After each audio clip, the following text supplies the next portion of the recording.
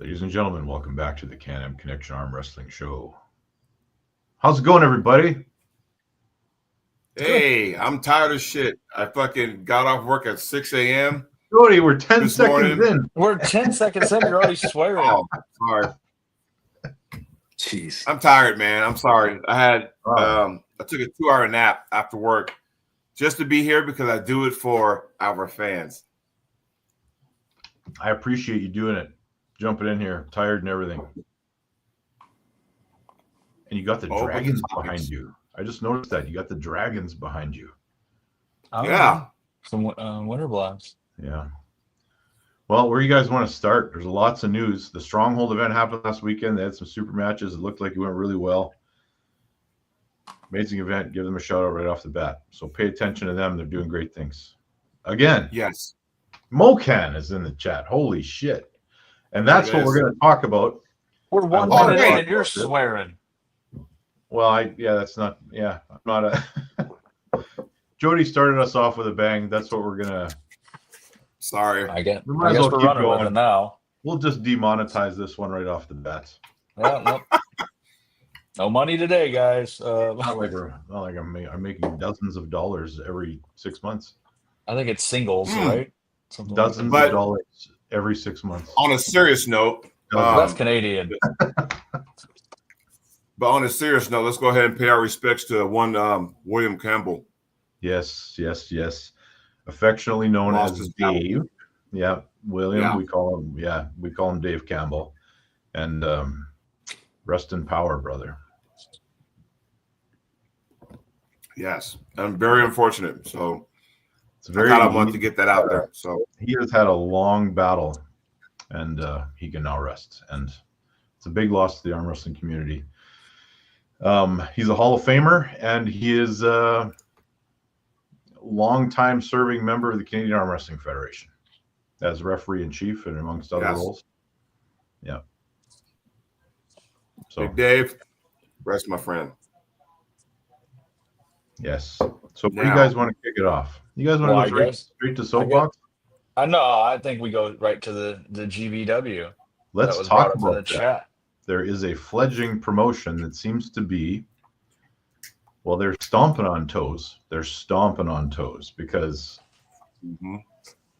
I don't have a dog in this fight. So if someone's agreed to a contract with a certain promotion, they should honor their contract. But we have seen matches get announced. We've got Makarov pulling. We've got Lamparelli versus Nugo just got announced. So they're putting together matches.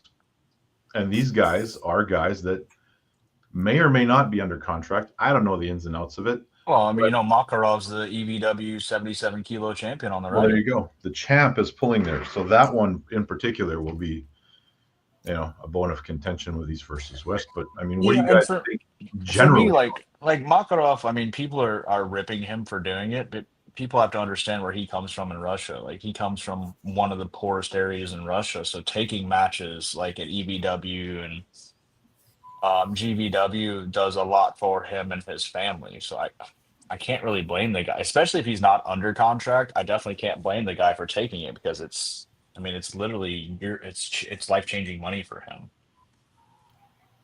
Well, I'm glad you said that. I would love to elaborate on that because I said, do we know how much money it is? We have no way of knowing that really unless he tells us. Yeah. But and do we know if he's under contract or who's under contract? You would assume that champ is under contract, right? Not necessarily. Not necessarily. That's why I said if he's not under contract, I can't blame him for taking another source of income from what he's already making in Russia. It just benefits him way too much. And you have to understand too, with certain countries over on that side of the world, their government kind of takes care of them if they place in a certain area in their tournaments. We've known this for years, and being us from North America, we don't have that luxury. So if you have a situation over there where, like Nathan says, it's kind of, I don't want to say mind-blowing money. We don't know what that is. That can mean different things to different people. But if a gentleman can get a big chunk of change that goes toward their family and be taken care of, then I see why they do that. And there must be challenges with Russian athletes coming to the United States, I would think. Oh, 100%. I mean, because there's still, I mean, with the stuff going on between Russia and Ukraine, and then you have obviously Russia still being sanctioned by WAF because of everything right now. Like a lot of them, I mean, they can compete at Worlds, but they have to pull under the neutral banner. Right. Now, I'm curious, and if anyone in the chat has insight on this, or you guys have insight on this, I'm very, very curious to know where WAF stands on these two promotions, because East versus West is definitely affiliated in some way. Well, we don't know still. I mean, with the things that's going on between Robert, Dexter, and Ingen, we still don't know where WAF's going to side with that, right? So, or what's going to be the ultimate outcome. There's too many things there's too many variables, really. There's too many questions that haven't been answered, and yet we're still going. We're still going forward, which could be a good thing, because let's be real, some of these talk shows could be a little stagnant because there's not a lot going on now. And I think with East versus West kind of splitting, I guess you can say, like this, Yeah. With all the drama that was going around, after a while it got kind of redundant. You just got sick of it. Like, let's talk about something else. And they're moving forward, but now it's just like you're moving forward with a lot of questions that need to be answered. Yeah, there's still a lot of unknown questions. I just want to show you guys something. Look at this handsome devil right here that I found as I'm scrolling through looking for things. 3 year ago memory. Look at that guy. Everybody, welcome in. First North American referee. Cheers. Is that when you said that's when it all started, right? Yeah, that's when I got the call. So So you have it. I guess we have more questions than we do answers. As far as well, I mean, Gennady did say to buy the pay-per-view, so I think we know it's going to be a pay-per-view. But is there a link for that? Do we know what day is it on? I think it's October. Yeah. We actually touched on this a little bit. We know that the Lamparelli and Nugo match just got announced. I saw it when I logged in to come on here this morning. I'd be curious to know, is it the rest of the card has been announced yet, or are they like, hey, these are like the early stages? I think there'll be more matches. Very I think early. it's still at early. Yeah, I think they said there's going to be 10 matches, if I remember hearing correctly. It looks like a cool promotion. I mean, we talked a little bit beforehand, though. It's going to be interesting because it's not East versus West. It's Georgia versus the world. So the concept is they're pulling 50% of their athletes from Georgia and matching them up with anyone else from around the world. I get what it is, but I'm sure there will be other ones, like East versus West, as we know, isn't always East versus West. If it could be East versus East, could be West versus West. Ooh, go ahead and Legia. I like that. I like this one.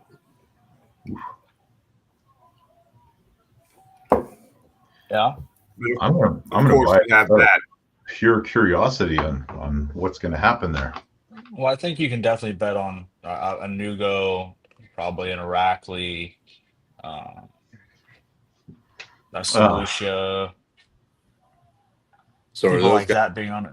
Are those guys for sure out of East versus West then? All of them said they were. They said they were. I mean, I guess it's definitely for those guys, it's a better option than trying to get into the USA, perhaps. Well, Rafa has a visa, so I wouldn't imagine he would be out. Well, remember when Ingen first put that original post out, and then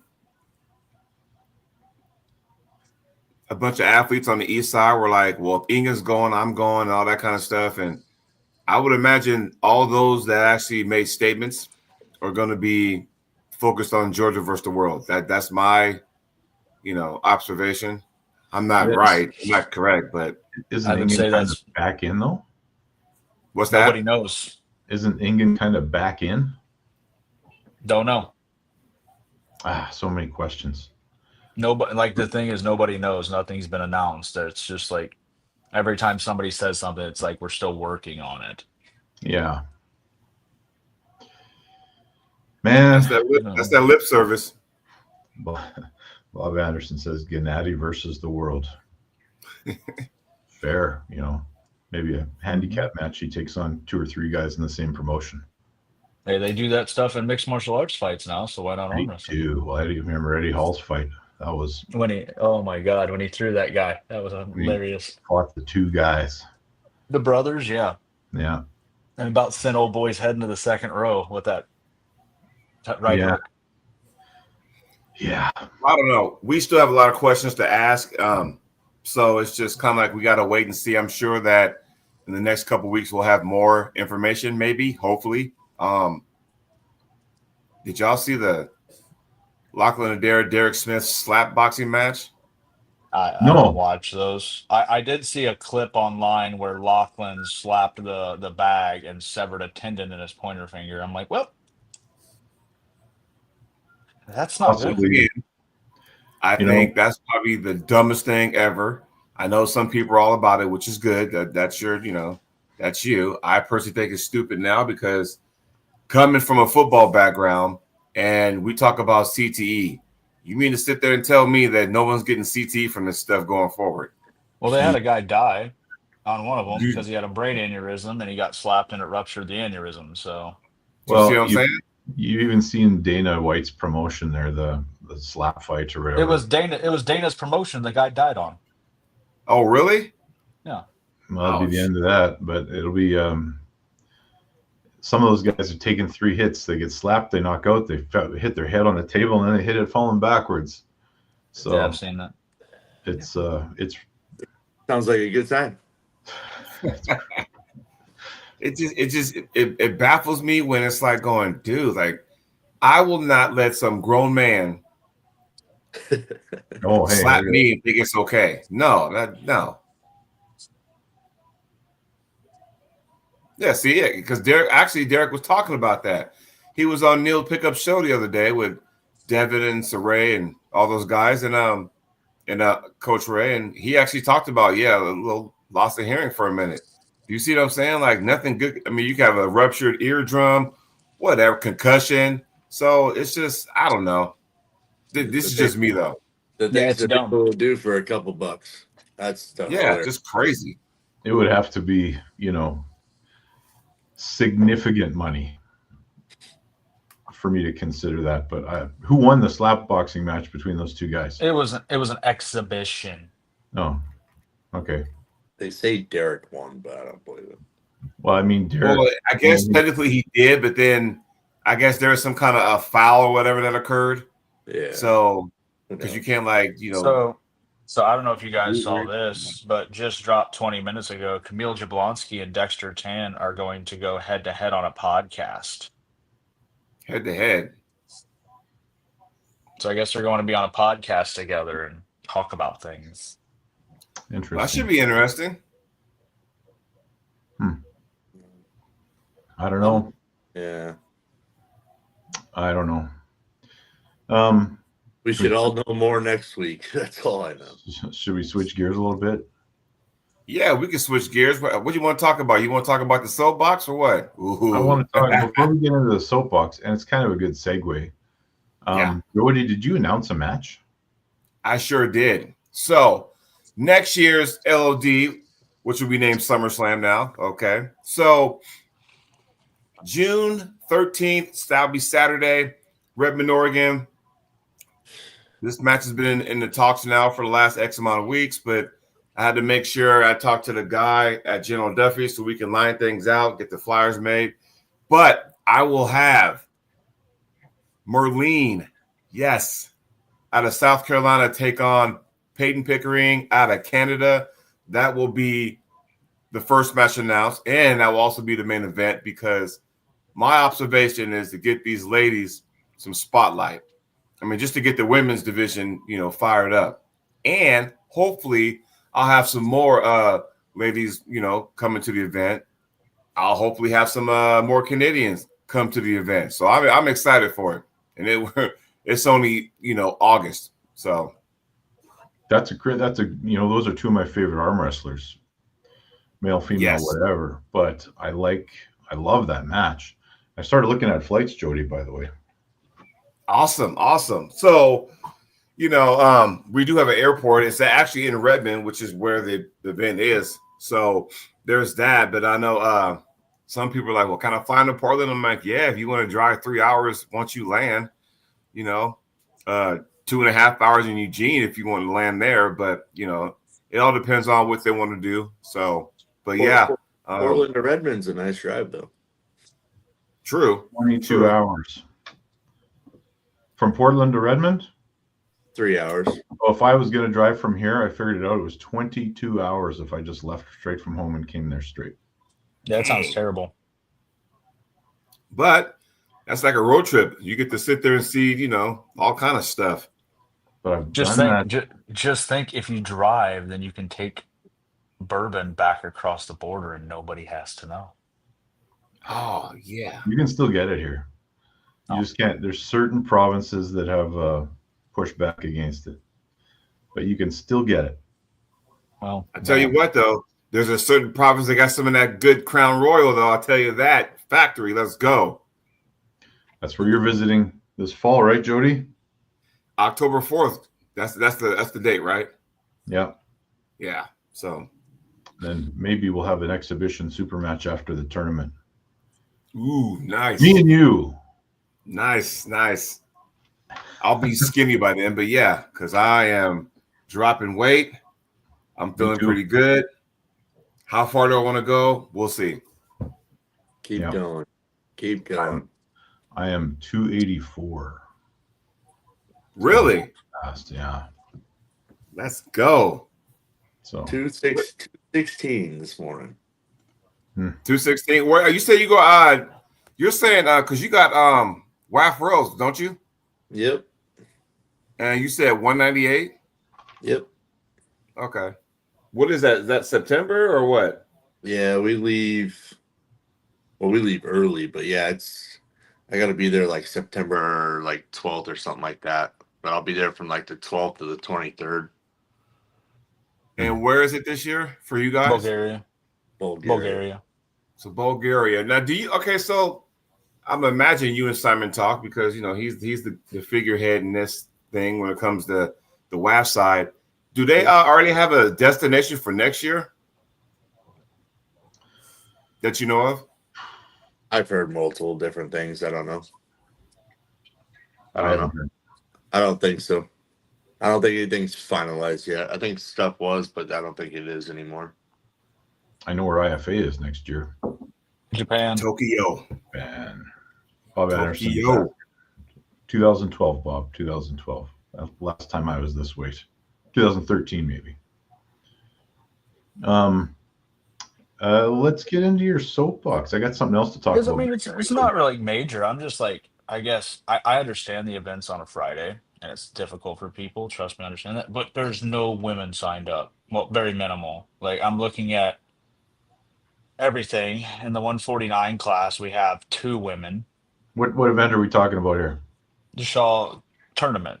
That's on next Friday. And it honestly is the same way across every event, honestly. It's unfortunate, but I'm sitting here looking 149 class, 2 women, 189 plus 2 women, and then the 189 class has 3. I mean, I can answer that pretty easily right off the get go. A Well, lot of the women are committed to go to the Colorado State. There's a lot of women already going. So, I mean, that's $100 entry for a woman to pull there compared to going to on a Saturday. Well, there's a lot of women that aren't that arm wrestle that aren't going to go to Colorado that aren't signed up either. I don't know. It's just, I mean, the women's numbers seem to be doing. I mean, they've never been outstanding, but they continue to do this. Do they, or they just spread across more events? I mean, you can say that. It just continues to take a downward spiral, and then you have, places talking. We could use Magda for an example. Magda's event where you had women on the card, but you have women in bikinis holding round cards. To me, it doesn't really do anything for the women's side of arm wrestling. I think a lot of the women now, it's more of like a promoter has to go get them, and they have to know like who's going to make it worth it nowadays, because they don't want to just show up to an event and like this, like two, right? Like Arizona State, I reached out to a lot of different women. We had 13 plus women per class show up. And it's just about because they knew the other women that were coming. So that's the kind of the problem with the women right now is they're not just going to show up to random events and then in hopes that women are going to show up. But if you put in the work and gather them, saying, hey, they're thinking about going, they're thinking about going, they're thinking about going, it makes it a lot bigger. It's Well, I mean, interesting. when you have the bracket visible of who's signed up, it should be like, okay, this person's going, I want to go. Oh, this person's going, I want to go. Well, if I'm a woman, and granted, there may be some truth to what Tim said about Colorado State, but if I'm going, I'm thinking, I get to see Jocelyn and Gabby. What a good way to go pick their brain. Why I'm at this event? Because they're going to be there, so why not? But then again, maybe I don't know. It's hard because we've had tournaments, not we, but just in general, have ladies put on events in the past and put out money and they still don't show up, or some do. It just seems like now to get all the group of good ladies, once they can stop catfighting each other. Well, I mean, Go by the round robin. Texas State pays out $500 to the two women's classes, and sometimes there still aren't enough women show up to even make the payout. So, yeah, I mean, there's an incentive right there. I know next year is the 10-year anniversary of Armed Force Entertainment. It's $1,000 for left and right hand for the pro women, and we probably got about 20 of them coming. Is that made public? Because I've never heard that. Yeah, June 6th, Arizona State's the 10-year anniversary. Like, is there a flyer out for it? I mean, I know you talked about it, but as far as like the ladies, 1,000, I've never heard that. We announced it at the tournament last year. Well, which is good, but again, to get more people involved, like it's just no one knows about it until like just now. Yeah, it was just a bunch of the ladies that were there that we talked about it, and we posted the date. But once everything's finalized with everything else, then we'll make the main flyer. I don't want to make multiple flyers. Well, I get it. It's just it'd be cool to like know that way you kind of go, okay, hey, guess what, ladies? Here's this. So I mean, Well, you can start planning for it because like unlike Europe, people in North America don't get 2 months of vacation. They usually get a week or two. Right. Well, I mean, I think the sooner you, but yeah, you're right. You got to have to make sure all your ducks are in a row and your T's crossed and I's dotted. But at the same time, the earlier people find out about this stuff, because I like to know months in advance, sometimes a year in advance on certain events. That way, I can kind of plan around that. If it's something I really want to go to, I mean, that would, if I'm a lady, that'd be one of them right there, right? Yeah. Because not everybody went to Arizona State, so yeah, the ones that went there knew about it, but nobody else did. And I guess that's the point I was trying to, hammer down. Like, hey, get the word out there, But I do get that if you're trying to like, make the flyer and all that kind of stuff and make it one time and that's it. Once you get that flyer out, you can reshare that flyer all the time, Yeah, it's coming soon. Speaking of flyers, when's the one come from Washington State coming out? December 6th, yes? Very soon. Because we're working on a new venue this year, because the one we've had the last couple of years is great, but they do so many holiday shows, so it's just harder every year for them to give us a space, especially for damn near the whole weekend, because of the way we do Friday nights now. So we're in the contract negotiations for another venue, which should be pretty cool because it's a hotel and a venue all in one, so nobody has to leave. So, oh, nice. Yeah, we're in the works with that. It's coming together pretty good. So I would imagine pretty soon that's going to be out. Pretty soon. Oh, yes. I mean, like I said, here in the Northwest, people are asking me, hey, when's Tim's event? I'm like, it's coming soon. And then I had asked you that. You said December 6th. So I said December 6th. I can't tell you when the flyer's coming out, but all I can tell you is this. So, because a lot of people are kind of gearing up for that as, hey, now, summer's pretty much almost done now. I can start gearing up for this. So Yeah, we were gonna put out another pre-announcement with the date and Vancouver, Washington, all that good stuff until we finalize the flyer. right. Just a lot that has to go into it. So Justin Cobble, I was at the CrossFit Games last year, and I arm wrestled. I don't know, between myself, Danny, and Anthony, we arm wrestled over 400 people. And yeah, there was some CrossFit people that obviously gripped up with us, but we introduced them to the sport, but it doesn't mean that they hooked onto it, right? So to answer Maybe his what we question, need, maybe to get some more women drawn in. Maybe we need to get somebody to throw in a seminar. Here's the thing, guys, and I'm going to be probably flame for this a little bit, but I mean, women need to want to come to the sport. First of all, it's a sport dominated by men. We get it. Fine. There's Yeah. lots of people putting on great women's events, and lots are showing up. How do you motivate someone to do something they're not really wanting to do? I mean, if the ones that are involved really want to be involved, well, it just needs to be I more attractive. Like, and I have a women's little arm I have a wrestling has little been getting a lot of attention. I have a little touch on that too. I mean, then you have people that when women do come into the sport, all they're thinking about is like, oh, arm wrestling girl, I want to sleep with her. And like they get bombarded by everyone because, you know, male ego. And they're like, oh, yep, gonna try to get with that, get with that. And then now because men are honestly disgusting, they drive them out of the sport. So, Yeah, I've heard some stories here in Canada about some of that kind of stuff. It's unfortunate, but for the women that do want to participate, I think, not saying that this might be the reason, but this part of the reason, like, they got to stop being so catty toward one another. That I think that drives a wedge too. You got some where it's like, are you here to compete? I mean, because we all see people, some of these ladies, and they're on their social media outlets and they're, training and put out these, workout videos and doing good. But then it's like, well, if this person's not going to go, then I'm not going to go. I'm thinking, so then what are we training for? You know what I mean? Like, I don't get that. Or, if you're, I don't know, just it blows my mind. Yeah. Well, where you guys want to go from here? What else we got going wherever. on? What we got? Man, throw it out there.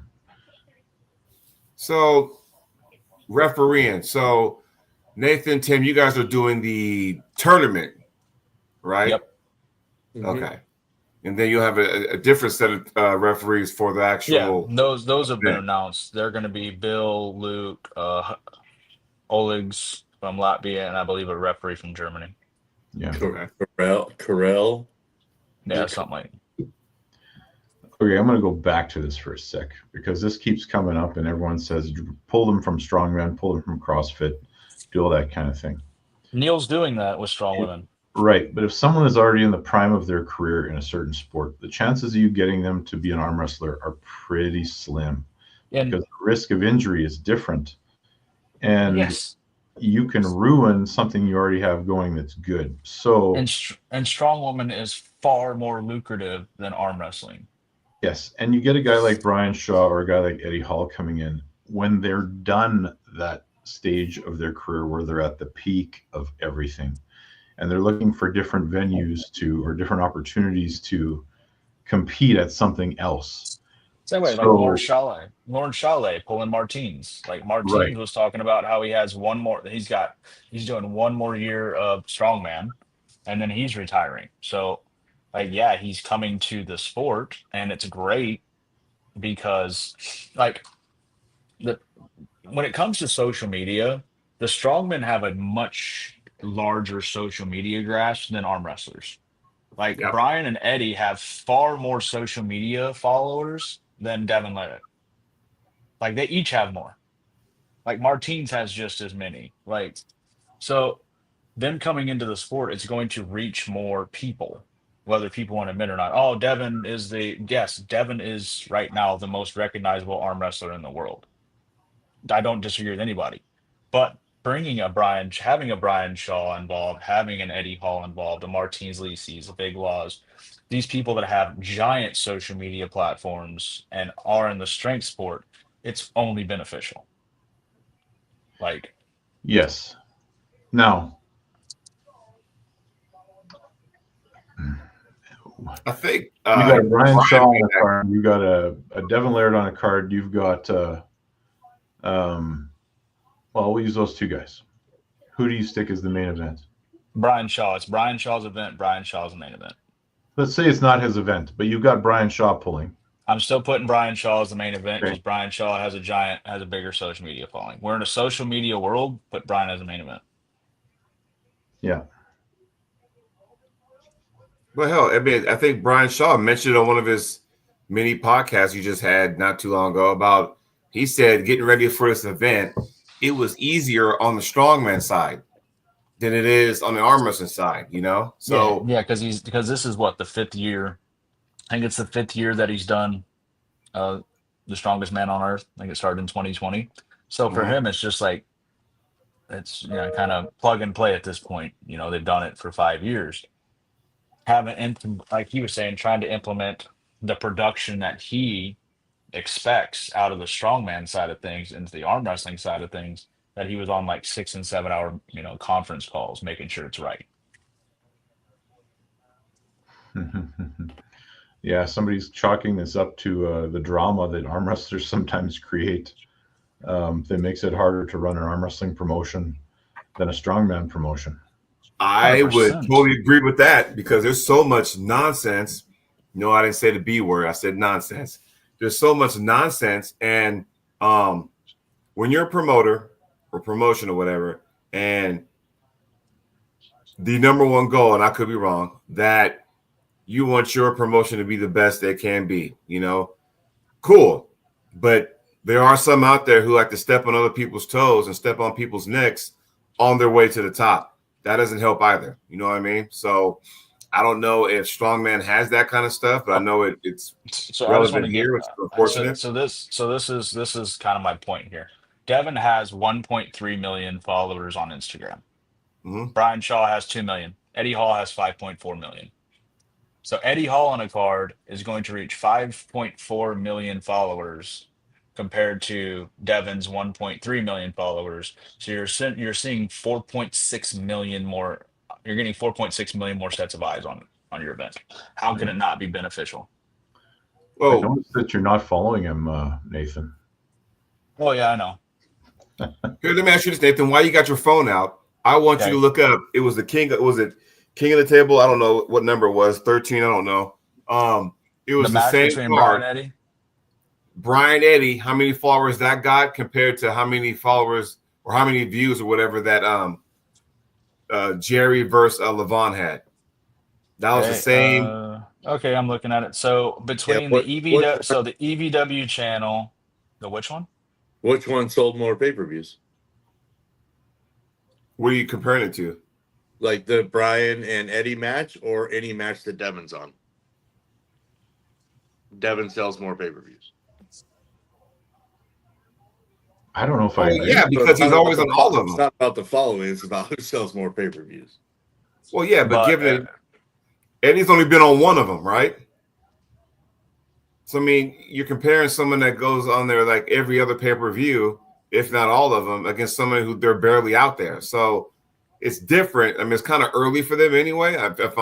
If I'm reading your comments right, to me it's just they're kind of early because where else have you seen Eddie Hall on the actual arm wrestling match besides the one he just had with Brian? We really haven't. Yeah, So but you're talking about who should be the main event. Well, the main event's whoever sells more pay-per-views, not who has more followers, in my opinion. Hey, honestly, I wouldn't. This is just me. This is not me being a Devin hater, but when you just seen that match between Devin and Alex, it's like, do you really want to see it again? Like, first of all, that close as a rematch. I don't know. I'm more into it. I'm not saying it's not going to be a, and from what they were talking about on the Neil show, that they're going to go left hand first, which is cool. No, right hand first. Is it? They changed it now. I think it's going to be right hand first, left hand for their second match. But to answer your question, Jody, over 1 million more views on the Brian and Eddie than the Levon and Jerry. Okay. And we're talking. Aren't they running that back because it ended like with only one foul? Because the referees lost track of warnings and fouls, and that's why it's only right to run it back. Because I mean, he was momentum. Well, the reason they're doing the right hand first is they feel the right hand match the left hand match will be far closer than the right hand match. So there's more emphasis on the left hand match than there is the right hand match. Then run that one first. Then they are running right first.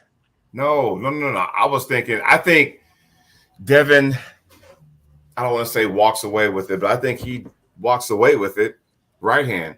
I think it's more of a challenge on the left. I say run that's why the left will be the main event or co-main event, whatever. So I guess the question I have for you is: do you think that the energy put out on one hand can affect the match on the other one? 100%. And if Devin's going to walk through him, he's going to just drain the shit out of him in that first match too. Right. See, do you see what I'm saying? If he has a legit chance, and like I said, I could have swore Alex said when they had Devin and Alex on Neil's show that, hey, we're going to go left hand first. I could have swore I heard him say that the other day. But, if it's right, then it's right. If you pull two events at that high caliber on the same show, I mean, when Alex pulled Morozov, do you think he would have had a better chance had he not pulled Devin on left first? I don't know. I don't think so. I think Morozov right now is just a different human being because he's only been able to focus on the right arm and not the left after the injury. Mm-hmm. So, RTM is looking incredible. I mean, main event, hell. I mean, I'm more excited to see the freaking, Chafin Todzilla match, if I'm being honest, because of that dynamic. I mean, there's matches out there that I'm really like, Record Borman versus, Pablo. I mean, those, pique my interest, Yeah, there's some potential bangers on the card. I have a feeling the press conference is going to be extremely entertaining with Eddie, Oberst, Brian and Brandon Allen. All these old strongmen showing up and getting in there. Well, okay, so I'm glad you said that. Originally, I think Brian only had 5 matches. That was it. The 5 matches were him and Brandon Allen, Martins and Laws, Eddie and Oberst. Yep. Saray and Derek Smith, and it was originally Gabby and Sarah Bachman, but now and Gabby and Jocelyn. So that was the 5. That was it. Yeah. Shaw Classic, that's it. Then East versus West debacle happened. Then they added what 5 more matches on that? 5 more matches. Chafee and Todd, Bornmans and Pablo, Devin and Kurdecha twice, and Matt Mask and Philip Larson. Yeah. So his stuff was already solidified before East versus West hooked up their hitch to them. I'm not saying, and I don't mean that in a mean way. It's just they're already ready to roll. So, yeah. I think that's my favorite match that you mentioned last there, Nathan, that we talk about maybe the least is the Matt Mask Philip Larson match. That match has a potential to be either extremely one-sided, well, on both ways, or extremely entertaining. Because if Matt ever gets a bite, Philip starts getting tired because Philip, not having the best gas tank in the world. What does he weigh? Real interesting. Huh? Philip? Oh, shit. Almost 400 pounds. You see him blasting chin-ups at 400 pounds? He weighs that much? He's like 180 kilos, 170, almost 170, 180 kilos, something like that. He's a big boy. Oh, wow. He's a very large human. Yeah, that guy is scary strong. It's going to be interesting. Kind of off topic, but kind of on topic. So now that East versus West is, they're doing this one at the Shaw Classic, they're joining forces. Now my question is, where does that leave the elephant in the room? Where does that leave King of the Table? They're done now too, because isn't it Well, Robert owns both. He owns KOT and EVW. right? So I mean, do we know the next? Because Nope. there's so much. They're still in flex, huh? Well, there's some Nope. negative press around King of the Table with previous to Robert's involvement, I think. Donna Drees not paying people. Yeah, That one. that's the one. Wow. So I don't know. Maybe I there's think just. everybody knows that. I think there's just no. What's the upside to even having another King of the Table event? There really isn't, because there's so much negative stigma around it. Well, is it just like, knuckles up? So much negative situation, you kind of just let that lay, Yeah. I'm not convinced that they're done. I mean, they're still running the Arnolds, and we know that. Yeah, but remember, people are still so hell bent that Wall's coming back too. So Yeah, that's a rumor that won't die. Yeah, You believe in the Easter Bunny. Yeah. and maybe the people behind the scenes are going to get involved at some point, but it might not be a full rollout of Wall, because I just don't think you have to build from scratch. You're starting the WWF after the Hulkster is gone. Like it's well, if you do it via tournaments, it's viable. But if you try to do it back in super match format, anybody who's anybody is already gone. So Well, not If necessarily. Tim? A lot of people have lifelong contracts that if Wall wanted to come back, they could trump any contract that there is. So they could really do damage if they did decide to come back. It would just be legal battles. I mean, they made people that went to their tournament sign contracts, and I'm sure there's a very easy way to get those null and void. So Ooh, Yeah. Justin says it sounded like East versus West contracts kill WAL from the way Devin talked about it. I honestly think, if what Tim is saying is correct about the lifelong contracts, I'm like, well, there's that. I always thought if Wall came back, their best interest would be to come back in tournament format, not so much Superman format, because it's just too much, But they won't, because you cannot guarantee that you will showcase certain athletes in a tournament. So they take risks. They had to take risks. They took one on me when they sent that ESPN crew up here, kind of banking on the fact that I would make it to the final with the left arm at WAL, and I did. that's a good point. What if they put that kind of investment into somebody and they go out in the early rounds? That's a good point by Justin, because when there were talks of Wall coming back, Devin had the choice to sign a contract with Wall or EVW, and he signed with EVW, not Wall. So I would say their lifelong contract was dead along with the promotion. I mean, just depends on who says what, I guess. It would be a tough one to pursue after being gone for since basically the 5 start years. of 2020. Yeah, 5 years.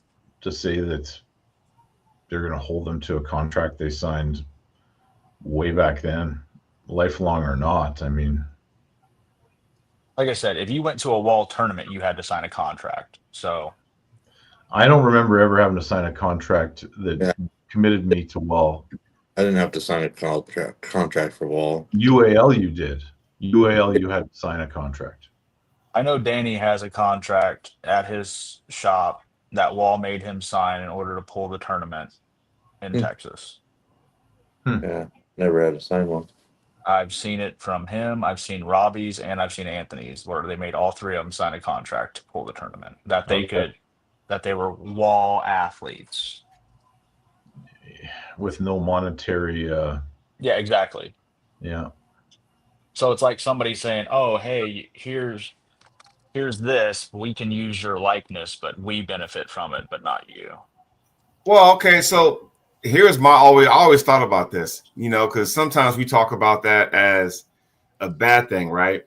In my personal opinion about signing contracts, some people think it's like horrible. I get all that.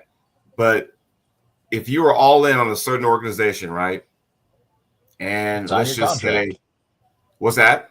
I said, if you're all in, sign your contract. I mean, if all you want to do is pull, that promotion, right? But they say, hey, you know what? We can guarantee you 3 to 4 matches a year. Grazie. Cool. But that's the problem, though. You'll sign a contract and you're kind of going, okay, cool. And now you're waiting by the phone. Exactly. And then it's like, okay, well, you told me that you're going to guarantee me these matches. I think that's some of the hiccups. If you can guarantee me, like I'll just use myself as an example. If they were to guarantee me 3 to 4 matches for the calendar year, I'm cool with that. Yeah, let's do it. Because at least I'm guaranteed 3 to 4 matches and I can just train in between each one, But the problem is when you can't hold up your end of the bargain, then that's where people get sucked in. That's just, how I read stuff like that. But, to reach his own. Mm-hmm. And with the state of things right now, I don't know, signing contracts with anybody right now is the smartest thing to do because we don't know what the hell tomorrow's going to bring. Mm-hmm. Or unless you want to sign those one-offs where it's like I signed a match contract just for that one match and, you can do what you want, whatever. Yeah, exactly. But I'm saying like long term right now with so much turmoil going on forth, it would be very timid to sign a contract with anybody. And we're also talking about the top 1% of the top 1% that would even, Yeah, exactly. it would be worthwhile for them to even sign something. Because Right, anyone 100%. signs a contract just to say, I commit my likeness to you forever with nothing in return. Wow. It seems a little silly, doesn't it? This is where you may have to get a lawyer and read through stuff because if you're promised, like, hey, you're going to be on this network. And all of a sudden, and we'll just say ESPN because, Walt did ESPN, right? Mm-hmm. Oh, we're going to guarantee you this, that, and the other, but yet you're not on there. It's like going, then what am I signing for then? Yeah. Yeah. Yep, exactly. Well, there's a lot of promotions that expect a lot of loyalty without a lot in return. Yeah. That is true. I don't know if I should talk about this event or not. It's not really an event. There's a guy in Manitoba that's just having his summer party. I won't talk about the details, but he's got a series of super matches lined up. All local Manitoba guys. He's got like 10 matches that people have agreed to, and they're all pretty. Mac's got a few good matches coming up too. Mac's got Artem Taranenko versus Alan Ford. Yeah, they're going to be on my show later this afternoon. I think Artem has the winning record on Alan too. Left-handed? I think. Because Artem's going for the MAC title, lightweight title. Yeah. And then John Terrian versus Kirsten Mercia, who's coming off a 7-round war with Bajadir Simeonov. Then you got Philip Larson versus Wayne Withers for the Wayne is so screwed. You think so? I don't. It's not even going to be close. I'm telling you right now, he's going to get wrecked by Philip. And there was going to be Josh Bellin for a while. It was talked about for Philip Larson. Like that is, I think Philip is a bit of a wild card here. The Matt Mask will answer lots of questions. I just don't think Wayne is Wayne anymore. Ever since that injury? Ever since his bicep tear with Tim Bresnan. I mean, look what Mike did to him after that and knuckles up. I would make a significant wager that Wayne gets beat 3-0. Well, tune in on Thursday and we'll talk about it because he's coming on my show Thursday. Artem and Alan will be all there later today on my show. So that's 3 o'clock West Coast time. GB Chance is a dad now. He's been worrying about that side of life more than Chance is busy. Yeah. But where are the guys that we were talking about a year ago coming up? Like a lot of the guys that Neil was having on his shows. Well, you have Dolph- Hunter Knopf. Hunter Knopf is going to pull Bishop in a right arm super match. Mm-hmm. That's December, ain't it? That Yeah. Chris Kringle thing? Yeah. Yeah, Chris Kringle pull. So that'll be a good gauge to where Hunter's at. Truly, I mean, yes, he did beat Justin left-handed, but Justin's left is not his right. So, Where's Nick Stone these days? he's getting He ready was, to do that he was just in the tournament. chat. Yeah, he has that tournament coming up where they give out the turtles that he's putting on. Yeah. Turtles. That's pretty cool, actually. Yeah. Yeah, they give out turtle trophies. Hmm. Pretty cool concept, really. Slowest arm wrestler. Get a gold turtle. Golden Turtle sounds pretty cool to me. I think so. Well, speaking of awards and statues, are you going to the Ottawa Open, Nathan, this I year? am. Yes, I am. Yeah. November. I'll be up in Ottawa. I got yelled at by Jody and Devin for not being in Ottawa for OHH Day, so I figure I better make it up to them and come up for the Open. So. So, Nice. Jody chewed my ass for not being there. And what do we expect from the Arnold qualifier October 4th? It's gonna be bigger than last year. That's never a bad thing. It's looking pretty good. I mean, we are traditional. We're just taking registrations the night before and the day of, and it could be a big event. I'm not sure what my role is going to be other than promoting, of course. Whether I'm pulling or not. Now, I would like to go to the Arnold finals. So, I don't know. We'll see. I'm going to pull up the flyer right now. Okay, so, yes. King and Queen of the North Arm Wrestling Championships, October 4th. Is there going to be a hockey game that weekend? Or the Winnipeg Jets host? NHL be going on by then, right? Jets are on the road on the Friday. What? They're on the road. Otherwise, I'd have taken you to a game, Jody, but they're on the road. Nice. I'm shooting for that 220 class. So, Oh, there's Masters that I don't need to lose any weight for. Hello. And it's 199 and over. No. So, and then we have the 275s. yes. And then I'm thinking about an overall again. So Okay. the overall would be interesting.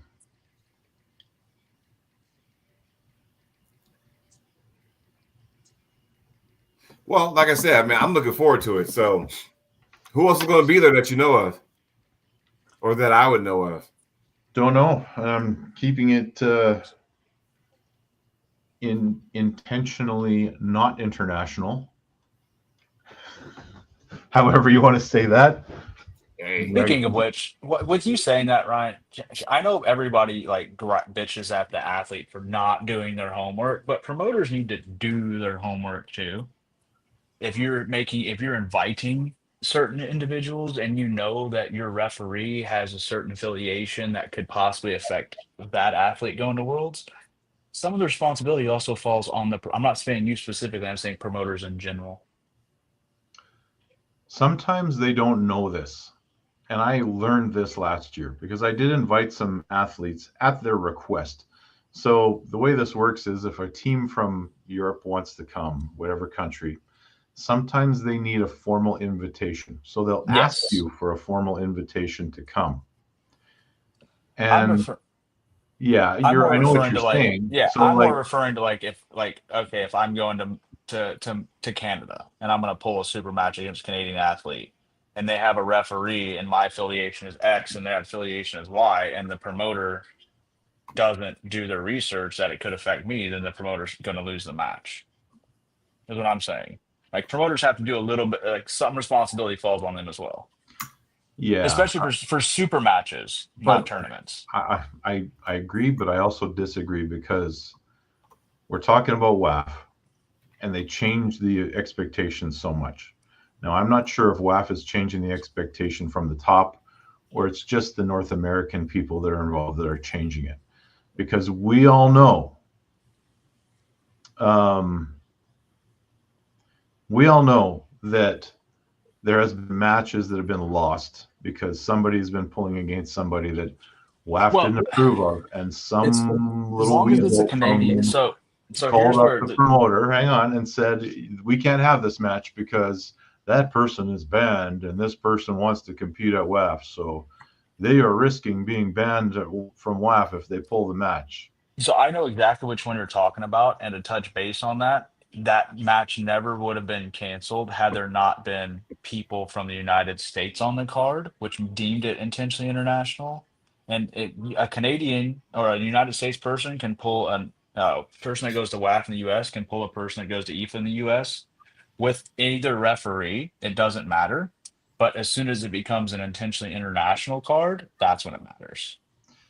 Yeah, and WAF doesn't run super matches. So why do they care about a super match card where athletes are I pulling can't each other? tell you. I'm just saying, I feel like there's responsibility that falls on both parties, the athlete and the promoter.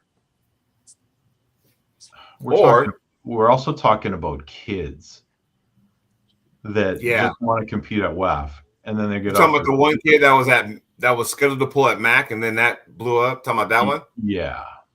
There's Okay. something I'll tell you off air about that too, Ryan. Well, Ooh. there's more to this whole story because we saw it at Knuckles Up when we had, No, there's something else I will tell you off air. After Dark, people, $179.99 if you want to find out what we're talking about. Yeah. That's only to me and Jody though. The price goes up. Anyway, I don't like the way they're like, just run a better event if you want to run a better event. But don't try to kill the other events that are happening just because you're not involved or whatever the hell's going on, or you see them as a threat. There it is. Yeah, I haven't heard any other Arnold qualifier announcement. I think it is just yours, Ryan. Well, there is some. No, there is the one. There's that. What the hell is it called? There's one in the States that's happening. I've seen because I saw a poster, and the only reason I know about that is because I had to reach out to Chris real fast and say, what is the age for Masters? Because they had it at 50. Really? Or was it? No, 50. Yeah, it was older. They had it at not the usual 40 years 40. of age. It was something else, and I had to reach out to Chris for clarity, but it is 40.